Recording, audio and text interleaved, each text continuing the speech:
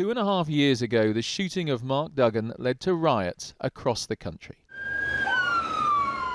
Yesterday, the verdict of lawful killing at his inquest caused more anger. We are not giving up! No justice! No peace! Today, there have been calls for calm, led by the Prime Minister.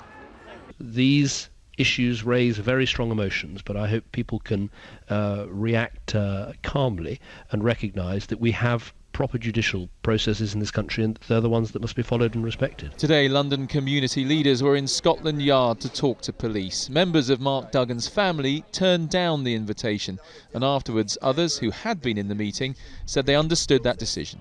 How are the family? They're hurting. It was a very challenging verdict. I was with the family when the verdict was read. Hearing that your son was unarmed at the time he was shot, that the jury believed that he was unarmed at the time he was shot, that's quite challenging for the family. The jury at the inquest found that the shooting of Mark Duggan was a lawful killing. Police believed he had a gun, but the jury said it wasn't in his hand when he was shot. And during the inquest, the coroner raised concerns about inconsistencies in police evidence. Yesterday, outside the inquest, the police tried to make their case, but were shouted down. Today, the same officer told me they were determined to build trust. Part of the way to do that is to fit more officers with cameras.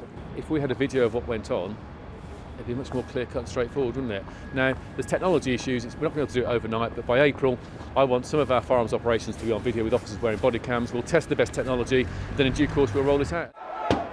The memory of what began in North London in 2011 is concentrating minds. The local MP is determined that won't happen again. I think that there are some elements in our society that want to jump on the legitimate grief of a family and exploit it for other means. That's what we saw, I think, 2.5 years ago when a legitimate protest was turned into a riot. We have to be vigilant. I cannot and will not have violence in my constituency like that again. Mark Duggan's family plan to hold a vigil for him this weekend. They want people to pay their respects peacefully.